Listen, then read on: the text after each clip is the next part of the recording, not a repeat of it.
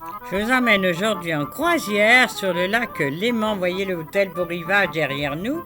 Et la passerelle, c'est la passerelle sur laquelle l'impératrice Sissi a été assassinée. Bon, c'est pas très rassurant, mais bon, nous attendons sagement l'arrivée de ce fameux bateau qui doit nous emmener faire une croisière. Il fait partie de la compagnie des générales de navigation du lac Léman, qui a été fondée en 1873, dont elle fête ses 150 ans cette année. Ce sont les mêmes bateaux qui ont toujours été restaurés et transformés. D'abord pour le trafic local, puis pour le tourisme qui se développait. Et comme il traverse les deux régions, la Suisse et la France, et les eaux de la Suisse et les eaux territoriales françaises, le pavillon suisse est à la poupe et le pavillon de la France est à la proue. Voilà le Savoie qui a été construit en 1914 et qui a 68 mètres de long et qui peut accueillir 825 passagers, dont nous. Nous passons sur cette passerelle et regardez, on arrive à l'étage de l'apéritif. Là, nous admirons Genève, voyez, il fait bien jour encore, et la salle est magnifique, et nous quittons Genève, comme quand on passe ce phare, c'est fini Genève, et nous arrivons sur le lac, propulsés par ces moteurs qui avant étaient au charbon et qui maintenant sont au diesel et électrique. Écologie oblige. Regardez ces machines qui n'ont pas un gramme de poussière. Je voulais écouter le vacarme.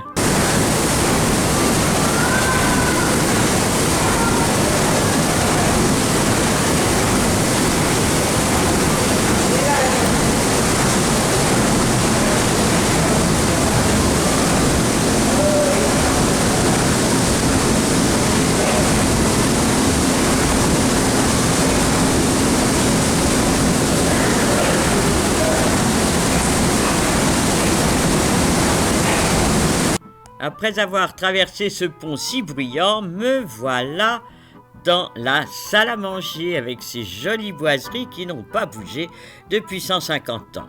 Le lac est magnifique, le jour commence à baisser et là on croise soit un petit bateau à voile, soit comme ici un magnifique bateau de cette compagnie générale de navigation du lac Léman. C'est quand même absolument magnifique. Et voilà un autre miracle, l'arc-en-ciel. Il est presque double et presque complet.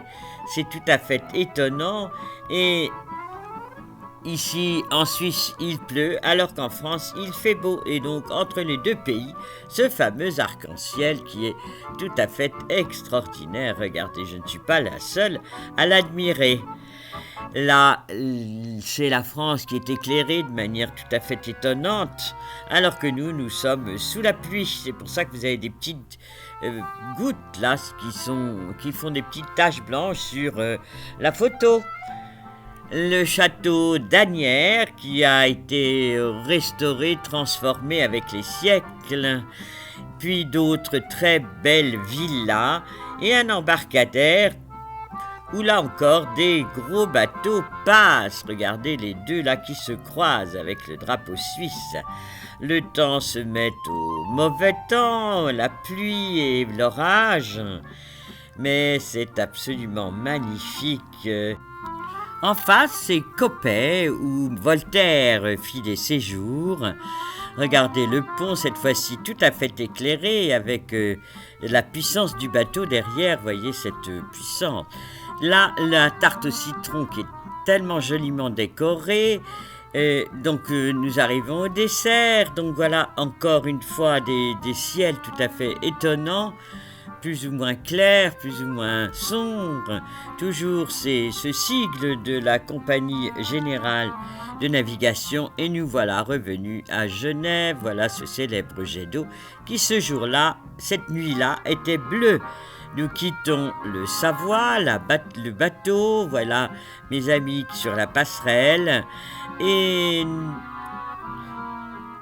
nous voyons ce bateau nous quitter.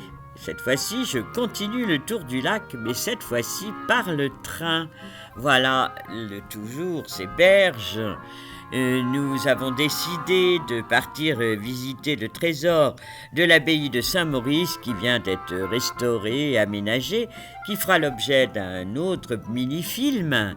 Donc là, nous sommes vraiment dans la vallée du Rhône, où les cultures se succèdent les unes aux autres, toujours dominées par de temps en temps, voyez, des grands rochers. On ne sait pas trop si c'est une tour construite par les hommes ou si c'est la nature qui nous a décorés si joliment.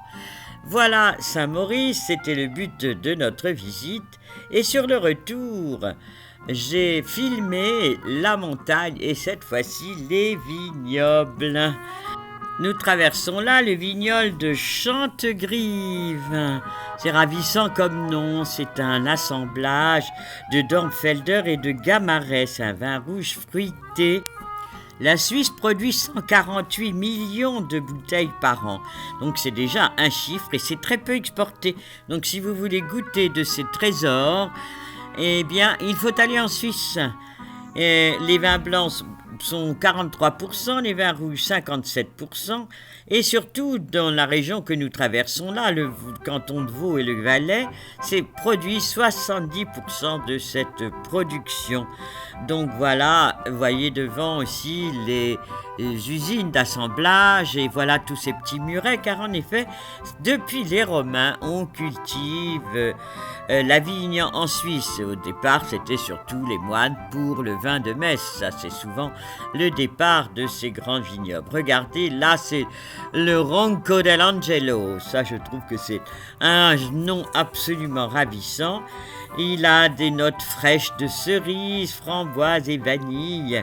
Il est élégant et long en finale. Voilà les caractéristiques de ce merlot, qui est quand même très fort à 13%, 13,5% d'un degré d'alcool, c'est fort. Voyez ces domaines qui dominent vraiment ces contreforts des Alpes, ou en tout cas cette vallée du Rhône. Regardez un autre vieux bâtiment. Non, vraiment, c'est une promenade tout à fait jolie et agréable avec ces paysages surprenants de verdure et de fraîcheur et qui vous donnent soif. Les vignobles suisses s'étendent sur 15 000 hectares et il y a 250 cépages, donc c'est vraiment énorme pour un si petit pays. Nous voilà ici à Vevey, nous continuons la balade, cette fois-ci c'est Lausanne, avec ses rues très en pente et tout au bout, le lac et les montagnes françaises au-delà de ce fameux lac qui a 72 km de long et 13 de large au plus large. Donc voilà le lac. Nous rapprochons de Genève, c'est le domaine de la Gondette. C'est un rosé de gamay fruité aux notes minérales souples en attaque et de belle vivacité. Voilà ce domaine des environs de Genève où je pars acheter quelques-uns de ces bons vins. Alors, les noms des étiquettes sont absolument extraordinaires.